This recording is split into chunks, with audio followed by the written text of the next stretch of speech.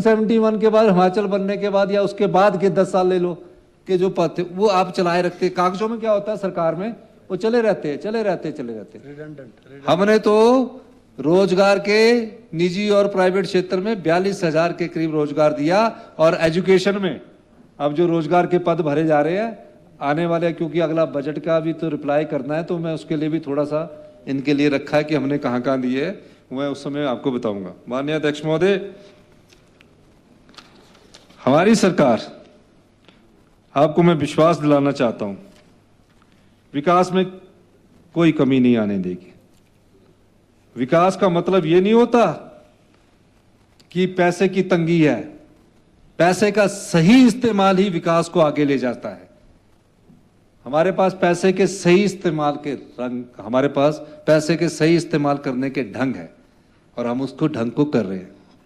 और मैं आपको यह भी कहना चाहता हूं माननीय अध्यक्ष महोदय, अभी चुनौतियां हैं।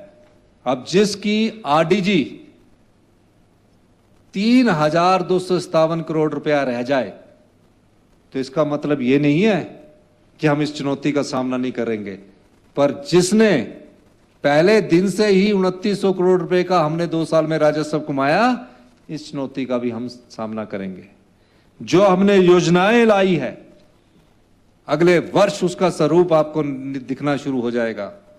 कोई चुनौती नहीं है। सिर्फ क्या होता है, विकास में कोई चुनौती नहीं है, कैपिटल एक्सपेंडिचर के लिए कोई चुनौती नहीं है।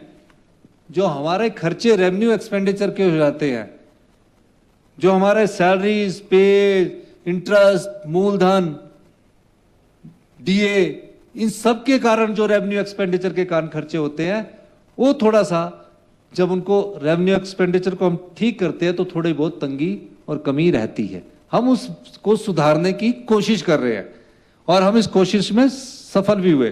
कैपिटल एक्सपेंडिचर के मामले में सभी सदस्यों को, हिमाचल प्रदेश की जनता को, विकास के किसी कार्य में कोई अड़चन नहीं आने दी जाएगी।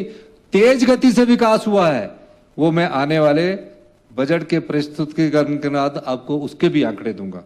मैं ये भी कहना चाहता हूं माननीय अध्यक्ष महोदय, हमने कई चुनौतियों का सामना किया, और ये राजनीतिक जीवन में चुनौतियां आती रहती है।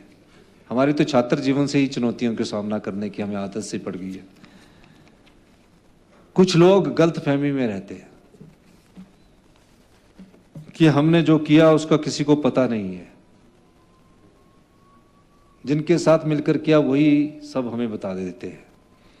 आने वाले समय में हमारी सरकार इस दृष्टिकोण को भी अपनाएगी कि भ्रष्टाचार के जो चोर दरवाजे और बंद करने हैं, उसमें सख्ती से अमल किया जाए, ये मैं आपको कहना चाहता हूं।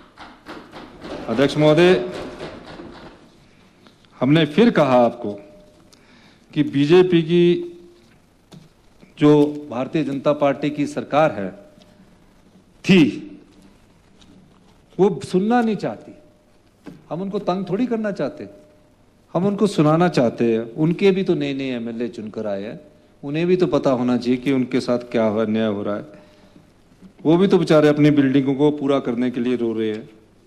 अभी सब जो बोल रहे थे बिल्डिंगों को पूरा करने के लिए बोल रहे हैं।